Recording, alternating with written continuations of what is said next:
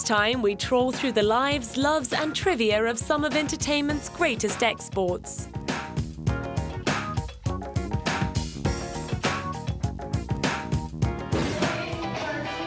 This multi-talented lover of sharp suits is said to be terrified of sharks, snakes, and spiders, and of dying unloved.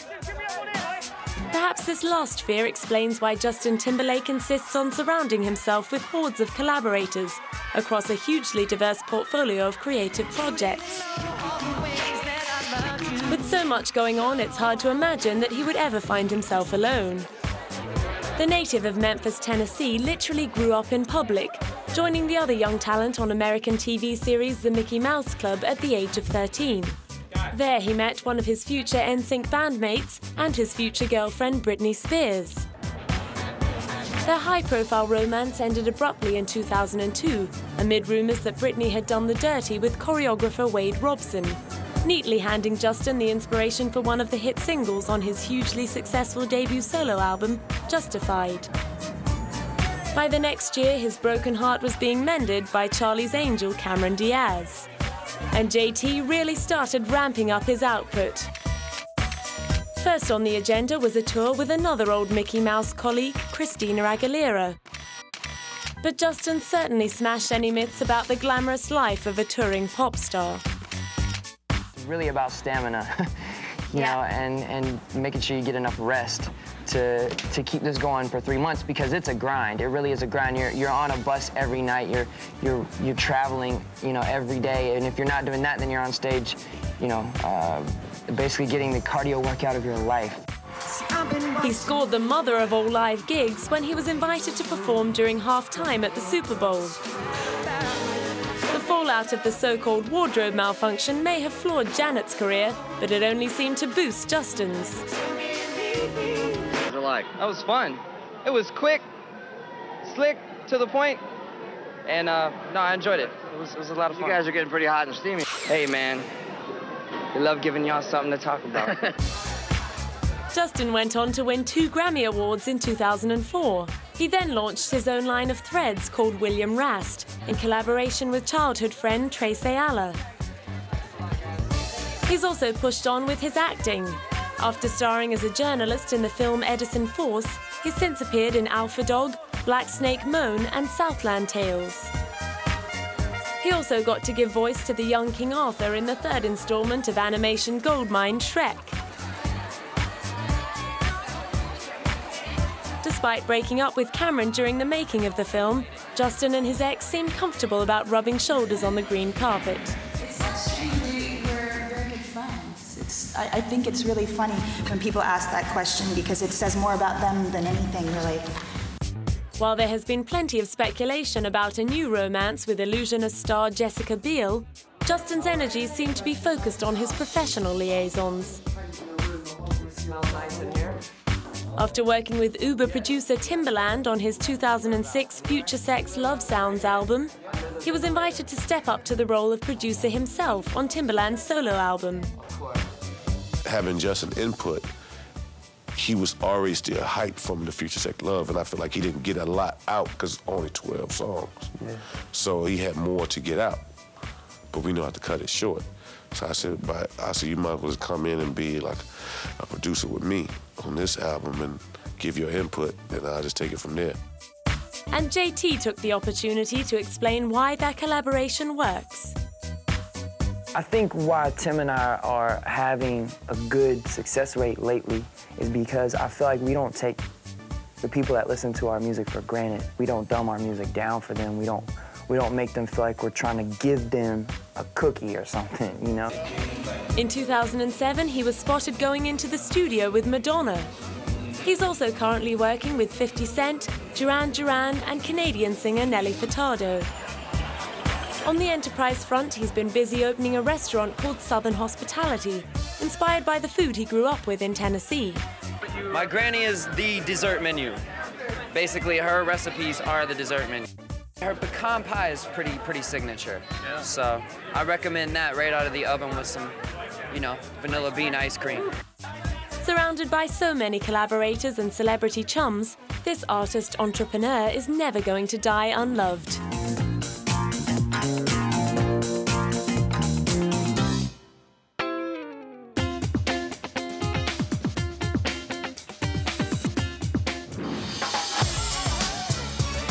bootylicious singer's father abandoned a six-figure salary as a salesman to manage his daughter's singing career. That bold decision initially inflicted hardship on the Knowles family, who were forced to live in separate apartments for a while. But when Beyoncé's group Destiny's Child signed to Columbia Records in 1996, they were back in the money.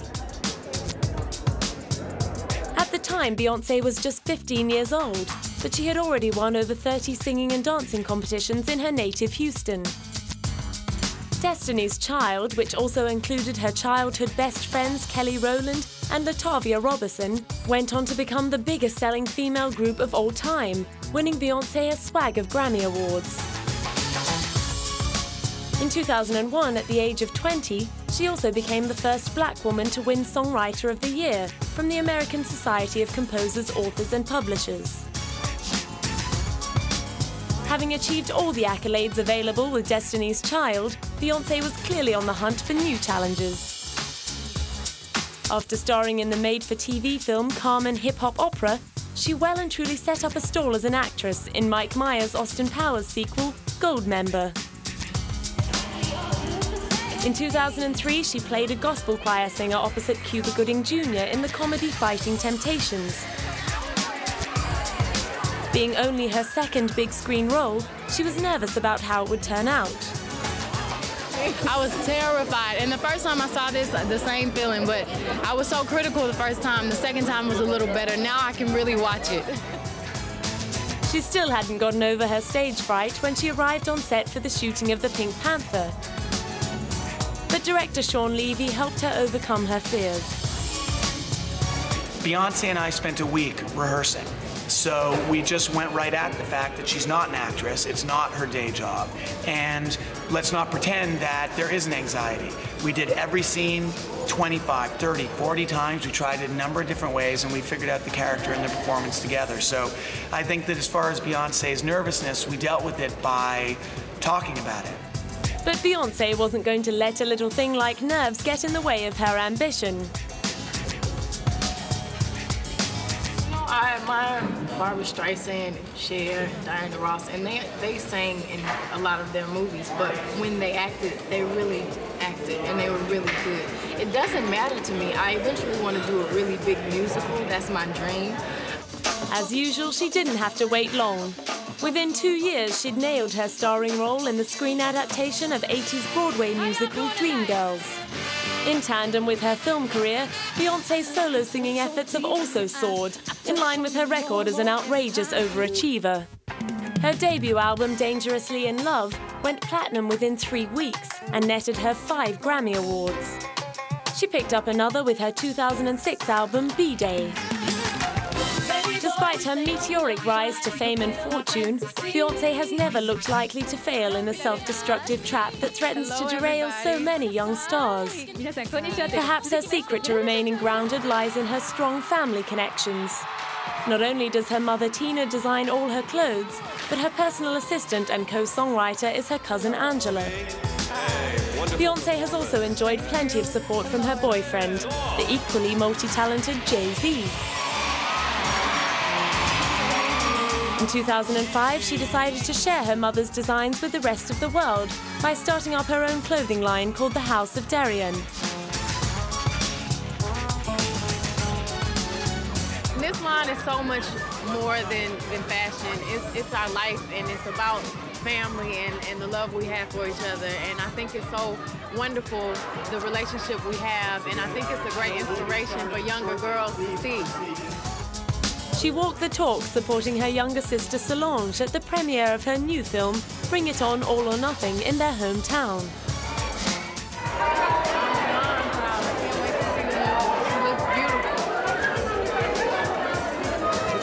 Very special to be in Houston. And in 2007, she was pleased as punch to be awarded the cover shot of Sports Illustrated swimsuit issue, wearing a bikini designed by her mum.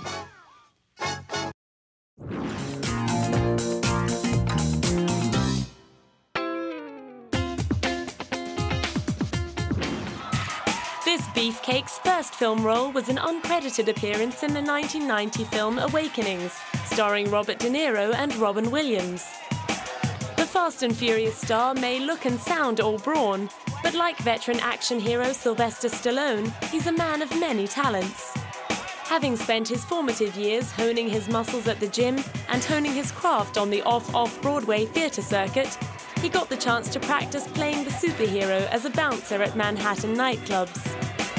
After years of trying to break into Hollywood, he resorted to writing, producing, directing and starring in the 1994 short film Multifacial, about a struggling actor stuck in an endless round of auditions.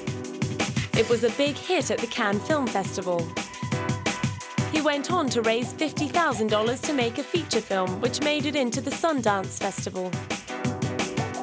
Doing it the hard way finally caught the attention of Steven Spielberg, who cast him in 1998's Saving Private Ryan. And Vin remains grateful for the early opportunities. My whole film career started in 1995 in the Cannes Film Festival. Then the next stage of my career was when my feature film got accepted. The feature film I directed, called Strays, got accepted into Sundance Dramatic Competition. That was the second festival. And then I got whisked away into the Hollywood machine. Very grateful that I was able to be a part of that machine. I haven't been back to a festival. I love film festivals because it's where I started. It's where I came from. I wouldn't be here had it not been for film festivals. So if I have an opportunity to come back to a film festival, I'm already there. I'm already excited about it. As part of the Hollywood machine, he has lent his muscle to films like XXX, Pitch Black, in which he performed all his own stunts, and The Chronicles of Riddick, which also unfortunately landed him a Razzie nomination. By 2002, he was comfortable enough as Hollywood's new action king to step into the dual role of star and producer again to make Man Apart. Unlike some of the cartoonish action heroes of his former films, the grieving husband in Man Apart presented some serious acting challenges. What was challenging about the character was to play a character that was fearless on one hand, and on another hand, so obviously crippled and lost by the loss of his wife.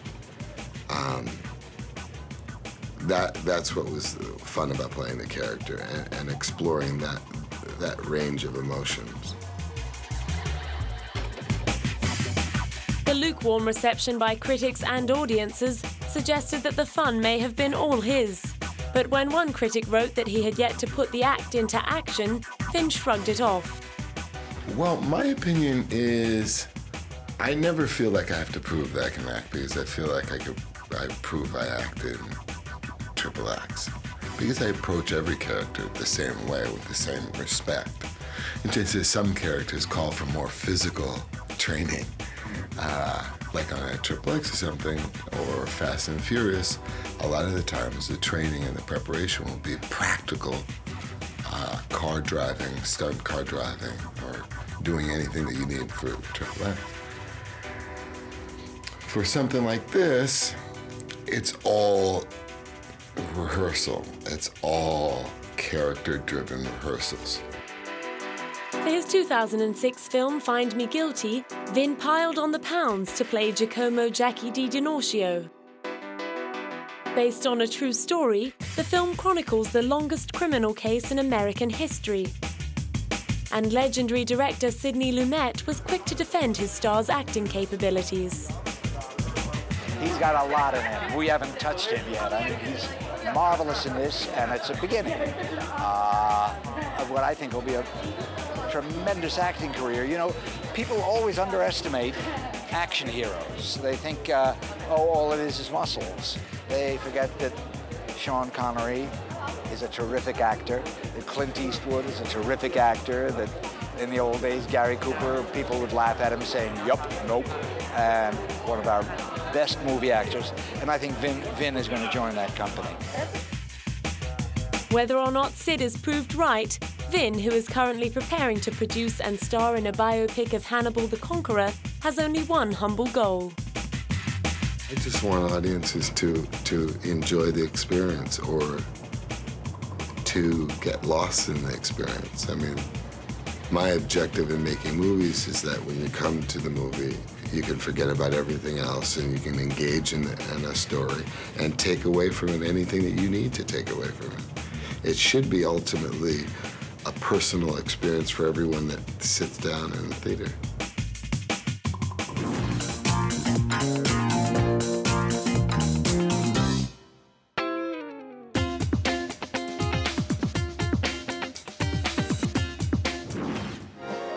This evergreen singer has sold more gold and platinum albums than any other female artist. And during her sellout 20-show tour of North America in 2006, at the age of 64, Barbra Streisand broke the house record of every venue she played. And fans were gushing. Babs is important because she's become a legend, and I want to be part of that legend. I just love this woman. I do. I've loved her forever and ever. She's been my favorite singer. You know, nobody has a voice like she does, and the way she just reaches in and tugs at all your heartstrings. I should have brought a box of tissues. That sort of adulation has surely vindicated Babs' decision to pursue a performing career, in defiance of her mother's opinion that she wasn't attractive enough. She got her professional singing start in a gay bar in Manhattan's Greenwich Village. By 1962, she'd appeared in a Broadway musical and signed a record deal with Columbia.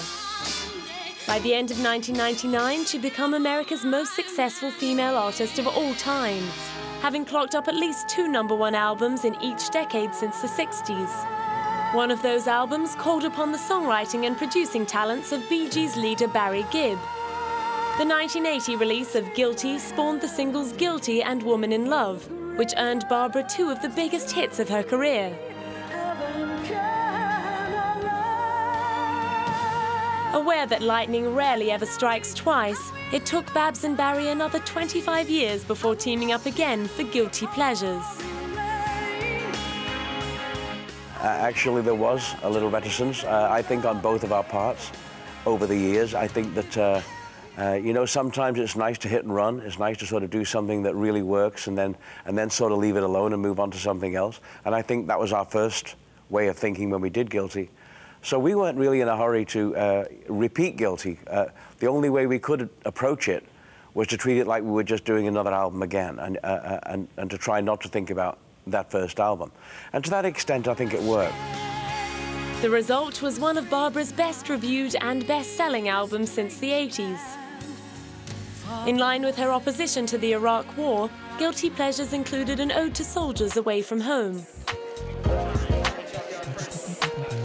The war in Iraq is just one of the issues that the famously outspoken activist and Democrat supporter has weighed in on. She's also an ardent campaigner for gay rights. Whether you're a heterosexual couple or, you know, same-gender couple, everybody has the right to love and be loved. That's what's important, to strengthen families, whether they're gay families, heterosexual families. It's about commitment. Barbra has also been vocal in the campaign to raise awareness of global warming. She supports gun control and the fight to get more useful aid for victims of Hurricane Katrina. And at a 2006 concert, when an audience member heckled her during a skit that poked fun at President Bush, she wasn't afraid to spew forth expletives. No wonder Liza Minnelli is such a fan. I just love her. I love her because she's just so feisty. And she is a political animal. She really is.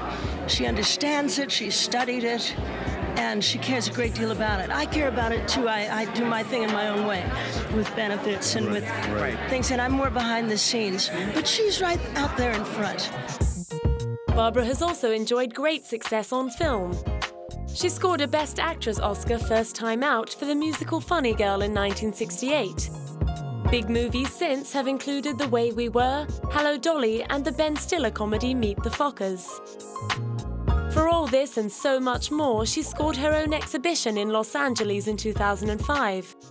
Featuring more than 1,000 collectibles spanning the diva's 40-year career, many of the exhibits were lent to the Hollywood Museum by Barbra's adoring fans. This is probably the prize of my collection. It is the My Name is Barbara gown from her very first TV special. The thing that even Barbara herself acknowledged is that on that special, more people saw her in that special than if she would have stayed playing Funny Girl for 58 years. So most everyone who likes and knows Barbara loves that gown. And here it is. There it is.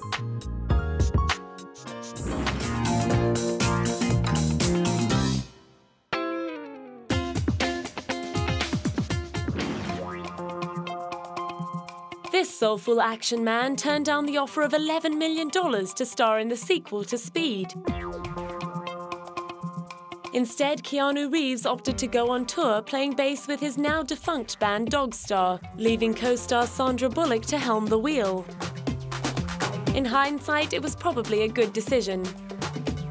Joking? Did you see Speed 2? Did you see it? You saw it? Were you forced to see it? So sorry. It was free. It was free. It was free. It was free. He was he was smart. I was not as wise then. It's not the only time that Keanu, whose name means cool breeze over the mountains in Hawaiian, has turned down a plum role. In 1986, with barely any film credits to his name, he bowed out of playing the role that eventually went to Charlie Sheen in Platoon because he didn't like the violence involved. His famous ambivalence towards his pay packet also saw him waiving his fee for the horror drama The Devil's Advocate to allow for the casting of Al Pacino.